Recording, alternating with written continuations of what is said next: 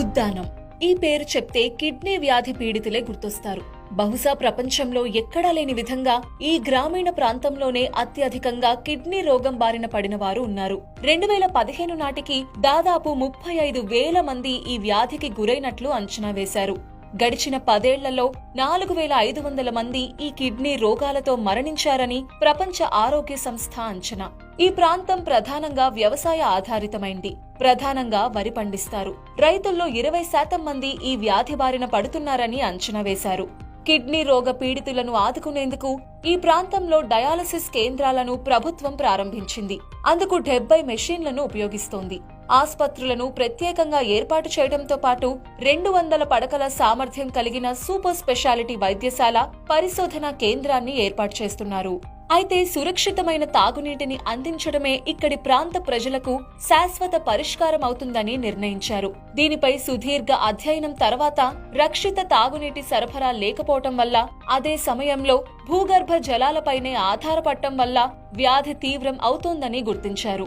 అందుకు పరిష్కారంగా రక్షిత మంచినీటిని సరఫరా చేయాలని ఆంధ్రప్రదేశ్ ప్రభుత్వం నిర్ణయించింది. ముఖ్యమంత్రి జగన్మోహన్ రెడ్డి ప్రత్యేక శ్రద్ధ తీసుకుని జలజీవన్ మిషన్ తో పాటు బ్యాంకుల రుణ సహాయంతో సమగ్ర రక్షిత తాగునీటి పథకాన్ని పూర్తి చేశారు. ఈ పథకం పంపింగ్ ట్రయల్ రన్ విజయవంతమైంది. త్వరలోనే ఉద్దానం ప్రాంత ప్రజలకు ఈ ప్రాజెక్టును అంకితం చేయనున్నారు. ఆంధ్రప్రదేశ్లో వాటర్ గ్రిడ్ తరహాలో ఇంతటి సమగ్ర రక్షిత తాగునీటి పథకం చేపట్టడం ఇదే మొదటిసారి. గతంలో రాయలసీమలోని అనంతపురం జిల్లాలో పుట్టపర్తి సత్యసాయి సేవా సంస్థ సమగ్ర తాగునీటి పథకాలను చేపట్టింది. అయితే అవి క్లస్టర్ తరహాలో చేపట్టిన పథకాలు. అందులోనూ అత్యధిక భాగం భూగర్భ జలాల ఆధారంగా నిర్మించినవి. వాటన్నిటితోనూ పోలిస్తే ఉద్దానం తాగునీటి పథకం ఆంధ్రప్రదేశ్ చరిత్రలోనే పెద్దది. ఈ రాష్ట్రంలో దాదాపు 9 వాటర్ గ్రిడ్ పథకాలను ప్రభుత్వం చేపట్టింది. అందులో 6 పథకాలు హైబ్రిడ్ యాన్యుటీ పద్ధతిలో చేపడుతున్నారు. మరో 3 పథకాలు ఉద్దానం, పులివెందుల, డోన్ ప్రాంతాల్లో జలజీవన్ మిషన్ బ్యాంక్ లోన్ల ద్వారా చేపట్టింది. ఈ 3 పథకాలు Megha engineering and infrastructure limited నిర్మిస్తోంది. డోన్, పులివెందుల పనులు చురుగ్గా సాగుతున్నాయి. ఉద్దానం మొదటి దశ పూర్తి కాగా కొత్తగా 2వ దశ పనులు కూడా ప్రారంభిస్తున్నారు. ఈ ప్రాంతంలో 6 లక్షల మందికి సురక్షిత తాగునీరు అందించడంలో భాగంగా 809 నివాస ప్రాంతాలను అనుసంధానం చేస్తూ వాటర్ గ్రిడ్ ను నిర్మించారు. శ్రీకాకుళం జిల్లాలోని వజ్రపు కొత్తూరు, పలాస, మందస, సోంపేట, కవిటి, కంచిలి, ఇచ్చాపురం మండలాల్లో ప్రతి మనిషికి 100 లీటర్ల చొప్పున నీటిని రోజుకు 22 గంటల పాటు పంపింగ్ చేసే విధంగా నిర్మించారు. ఈ విధంగా అంటే మనిషికి అంత నీటిని అన్ని గంటల పాటు ఇచ్చే విధంగా నిర్మించిన ఏకైక పథకం ఇదే. హిరా మండలం జలాశయం నుంచి 1.12 టీఎంసీ నీటిని సరఫరా చేసేలా నిర్మించారు. 6 లక్షల మంది ప్రజలకు ఇంత నీరు అంటే చాలా ఎక్కువ. ఒక ప్రాంత ప్రజలకు, అందులోనూ ఇంత మందికి అంత నీటిని ఏడాది పొడవునా అందించే పథకం విషయంలోనూ ఇదే పెద్దది. ఎందుకంటే కిడ్నీ వ్యాధి బారిన పడకుండా వారిని కాపాడాల్సిన బాధ్యత ప్రభుత్వంపైనే ఉంది. ఈ ప్రాజెక్టులో నిర్మాణాలన్నీ పెద్దవే.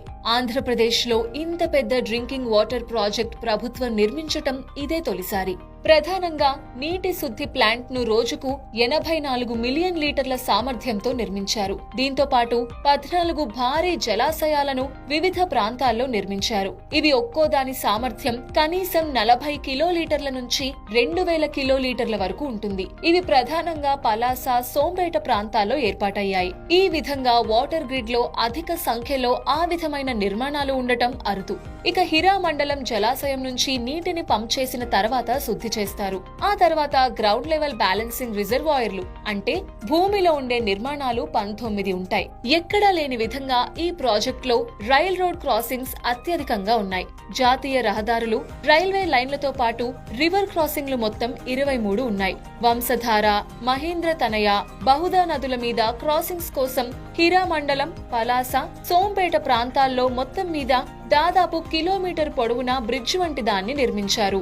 సాధారణంగా రైల్వే, జాతీయ రహదారుల నుంచి ఈ పనులకు అనుమతులు తెచ్చుకోవటం అంటే అంత సులభం కాదు. రాష్ట్ర ప్రభుత్వ పట్టుదల, కేంద్ర ప్రభుత్వ సహకారం వల్ల ఇది సులభంగా సాధ్యమైంది.